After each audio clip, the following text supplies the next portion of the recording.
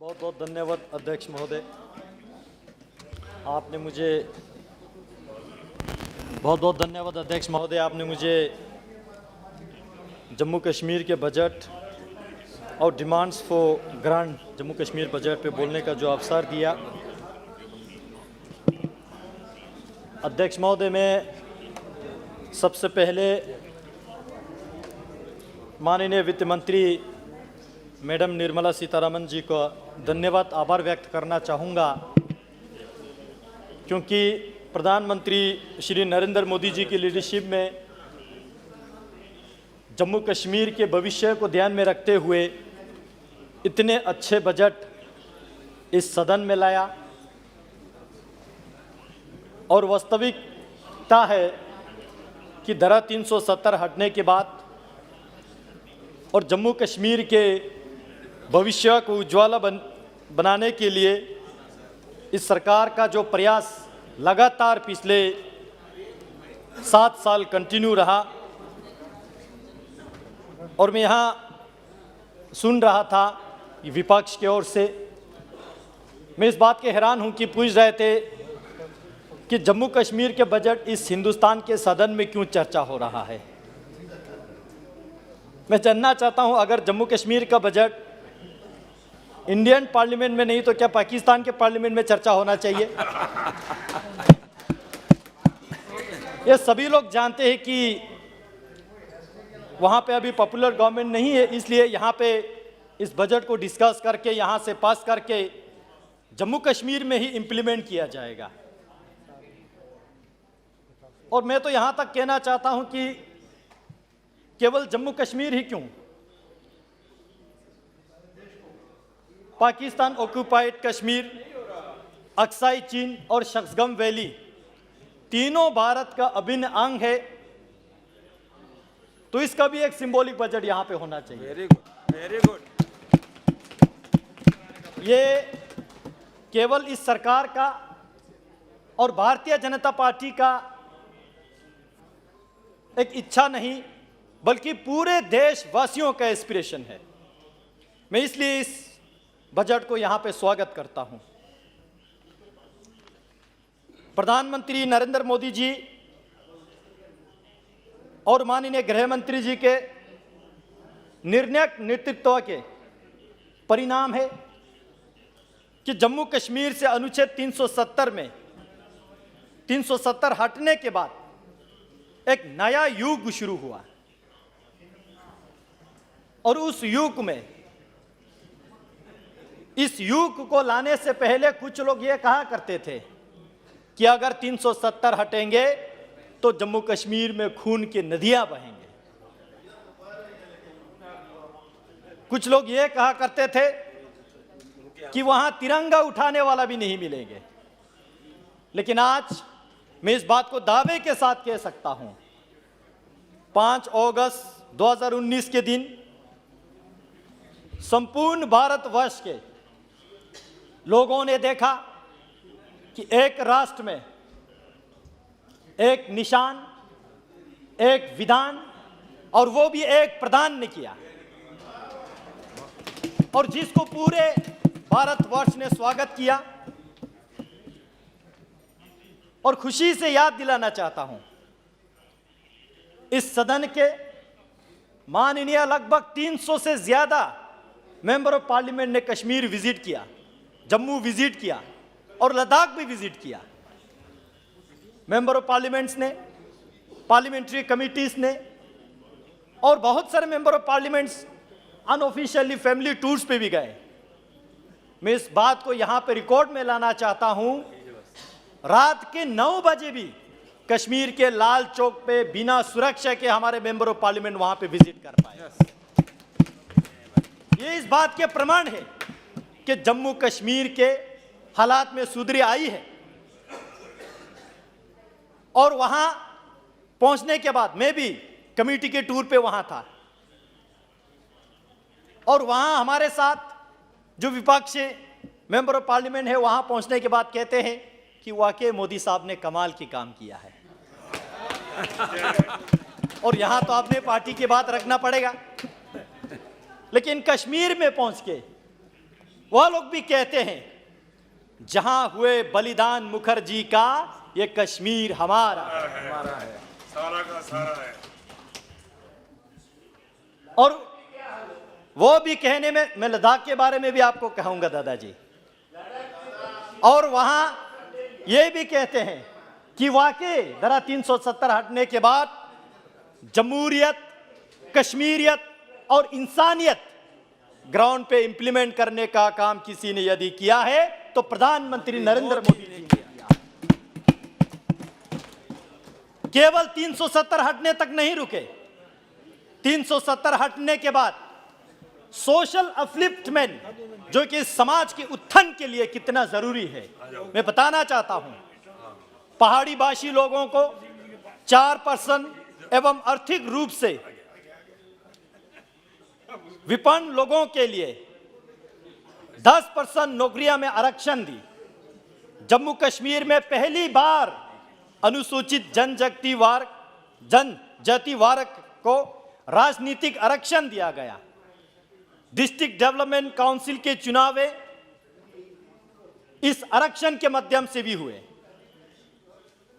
पहले वहां पे जब नेशनल कॉन्फ्रेंस और कांग्रेस पार्टी के सरकारें थे, जिसका हमने भी भुगतान किया, लद्दाख वालों ने भी भुगतान किया, वहां पे डिस्ट्रिक्ट डेवलपमेंट काउंसिल के चुनाव तो छोड़िए, पंचायत के चुनाव भी होने नहीं देते थे।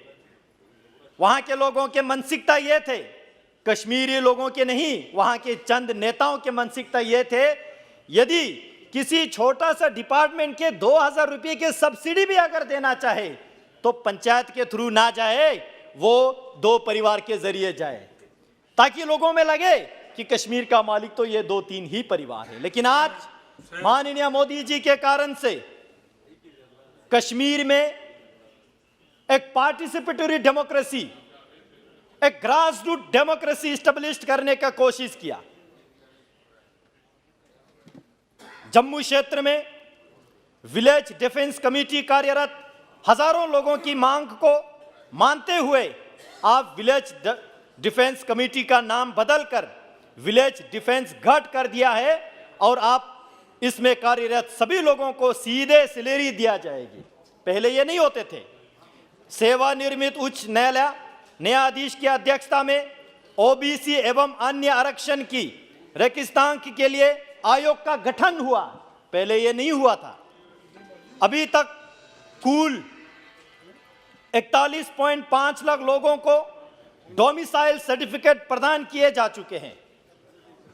इसमें अनुच्छेद 35A के प्रताड़ित 55,931 वेस्ट पाकिस्तानी रिफ्यूजीज लोगों को जो बेनिफिट नहीं दिया, अभी दिया।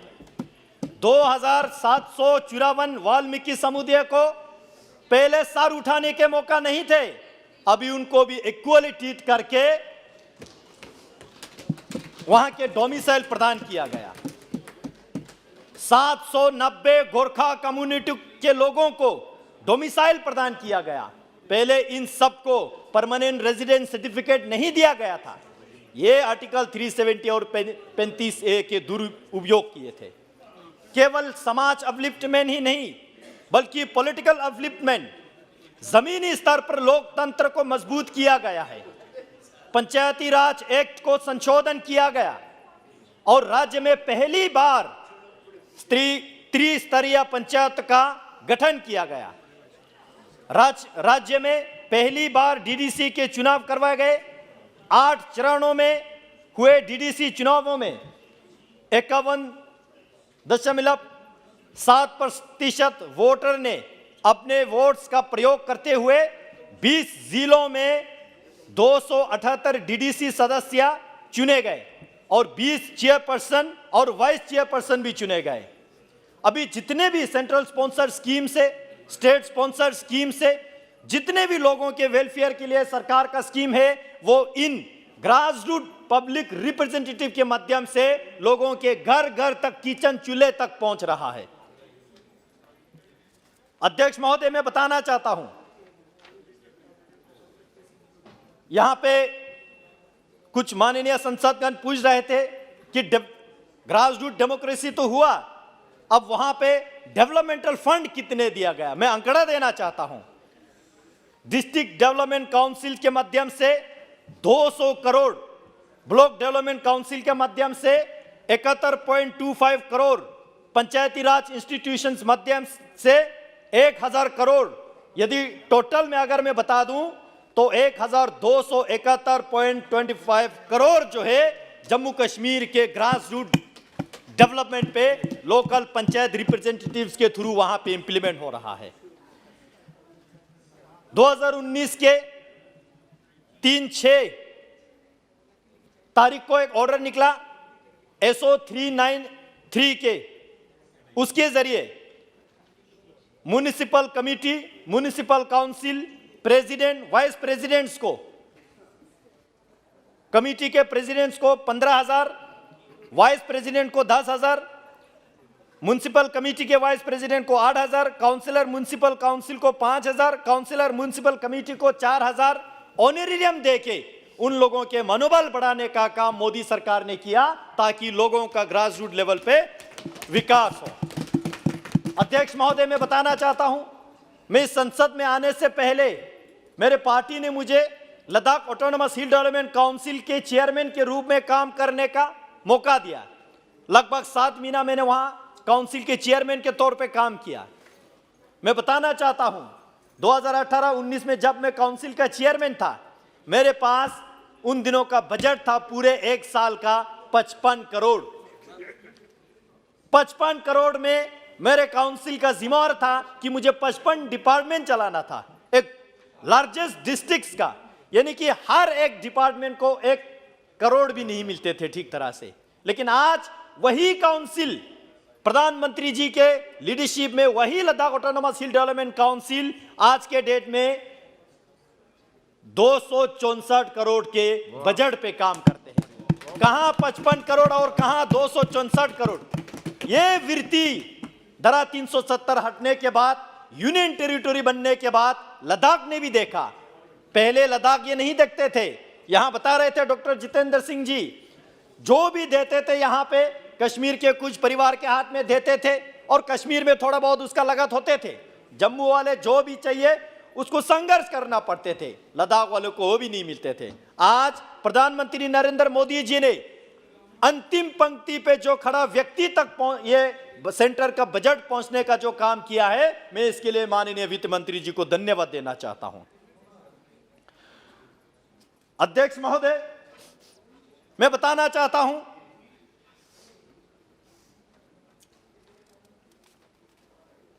गवर्नेंस आउटरीच प्रोग्राम, क्योंकि इलेक्शन जीतते हैं, सत्ता में भी आते हैं, लेकिन उसके बाद लोगों के सेवा भूल जाते थे कुछ लोग।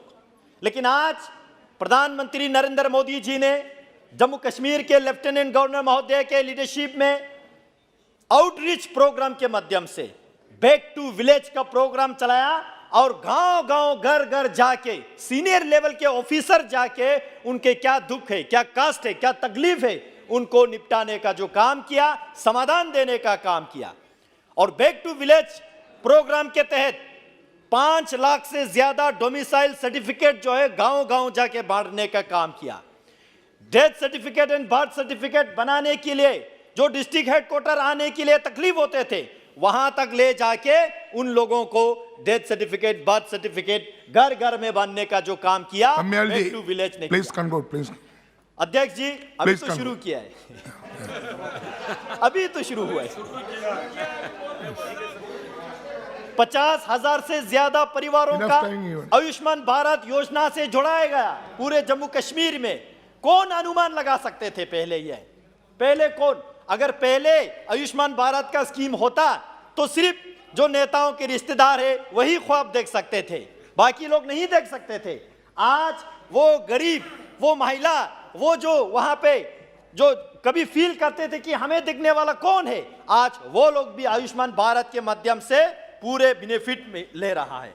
मैं बताना चाहता हूं, एजुकेशन के क्षेत्र में जम्मू कश्मीर में 50 नए कॉलेजेस शुरू किया, जिसके परिणाम स्वरूप 20,000 सीट्स के बढ़ोतरी हुए, वो भी मात्र 1 वर्ष में। ये 70 वर्ष में एक साथ होने वाला सबसे बड़ी बढ़ोतरी है। अध्यक्ष जी, पहला कक्षा से फर्स्ट से फिफ्थ कक्षा के पुस्तकों का डोगरी भाषा में, हिंदी भाषा में, कश्मीरी भाषा में ट्रांसलेशन किया जा रहा है। न्यू एजुकेशन पॉलिसी के माध्यम से लोकल लैंग्वेज में जो शिक्षा विवरण करने का जो योजना बना, उसके माध्यम से यह सारा हो रहा है। जम्मू कश्मीर में 6ठी से लेकर 10वीं तक के इतिहास की पुस्तकों की समीक्षा किया जा रहा है। मैं बताना चाहता हूं, यहाँ पे एक मेंबर ऑफ पार्लियामेंट बता रहे थे द कश्मीर फाइल्स के मूवी को बैन लगाना चाहिए। Please conclude now. मैं कंक्लूड कर रहा हूं अध्यक्ष जी। यहाँ ये बता रहे थे Make a last point, Kashmir please. Files movie को बैन लगाना चाहिए। ये एक वो कहावत होते ना हिंदी में। Come to last point. Sir last Namiya point ji. में आ रहा हूं, मुझे वो कहावत ठीक तरह से याद नहीं आ रहा है।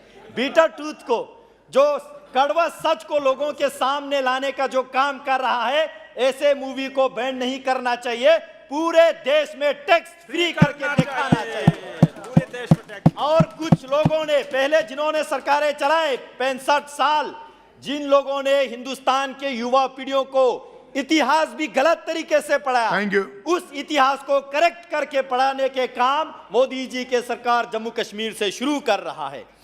सोशल सिक्योरिटी में बहुत सारे काम हो रहा है।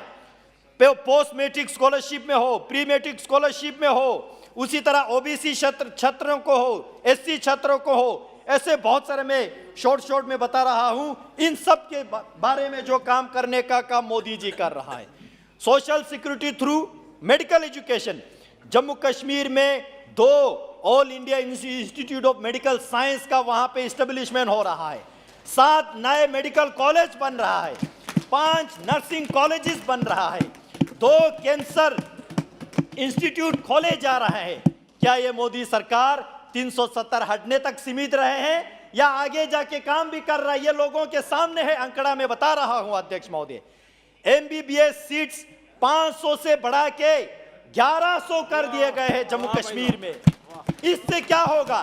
जम्मू कश्मीर के नौजवानों और विशेष रूप से कश्मीर Thank you. के नौजवानों के हाथ में Yes, please conclude. Injection, laptop, pen देने के काम कर रहा है, ताकि पत्थर फेंके नहीं, पत्थर छोड़े।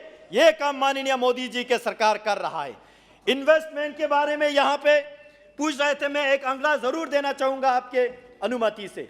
Investment in industry development, Jammu Namgyal ji. Kashmir औद्योगिक नीति नोटिफाइड की गई है। Honorable Jammu member, Kashmir please conclude. औद्योगिक भूमि आवंटन नीति मंजूरी किए गए और सिंगल विंडो सिस्टम के माध्यम से वहां पे इन्वेस्टमेंट और इंडस्ट्री इस्टेब्लिश करने का जो काम किया, जिसका मैं आंकड़ा दे रहा हूं। यहां पे आंकड़ा जानने का बहुत उत्सुक जताया था, जरूरी समझता हूं इस आंकड़ा को देना। जम्मू डिवीजन में अध्यक्ष महोदय, जम्मू डिवीजन में धारा 370 हटने के बाद 990 एप्लीकेशंस आया, जिन लोगों ने इच्छा जताया कि जम्मू कश्मीर में 24,772 करोड़ इन्वेस्ट करना चाहते हैं। कश्मीर डिवीजन में 3,197 एप्लीकेशंस आया, जिन्होंने इच्छा जताया कि 20,684 करोड़ वहां पे इन्वेस्ट करना चाहते हैं। यानी टोटल जम्मू कश्मीर में 4,187 एप्लीकेशंस आया, जिन्होंने ये कहा कि हम जम्मू कश्मीर में निवेश करना चाहते हैं। 45,411 करोड़ का वहां इन्वेस्टमेंट ला रहा है। तो मैं बताना चाहता हूं, जो चश्मा माथे पे रख के नहीं देख सकते, चश्मा आंखों पे लगा के इस डेटा को देखिए, Thank you. आपको पता चलेगा कि जम्मू कश्मीर नमियाल जी। कितना आगे जा रहा है। Please conclude. उसी तरह टूरिज्म में, हाउस बोर्ड में, मैं टूरिज्म में आपके माध्यम से सरकार से एक मांग ये रखना चाहता हूं। कश्मीर इतना खूबसूरत है, कश्मीर जन्नत है, कुछ लोगों ने उसको जन्नम बनाने के काम किया। आज मोदी जी ने उसको फिर से जन्नत बनाने के काम कर रहा है। और कश्मीर में और जम्मू में बहुत सारे जो बुद्धिस्ट आर्कियोलॉजिकल साइट्स है, उनको टूरिज्म मैप पे लाने की जो आवश्यकता है, और इतिहास को मिटाने के लिए नहीं, इतिहास को उबारने के, सच्चा को जितना भी कड़वा हो लोगों के सामने लाने की आवश्यकता है। इसी शब्दों के साथ मैं आपको आभार प्रकट करता हूं और मैं इस बजट को वेलकम करता हूं। माननीय मैडम निर्मला सीतारमण जी को बहुत बहुत आभार व्यक्त करता हूं। धन्यवाद। जय हिंद, जय भारत।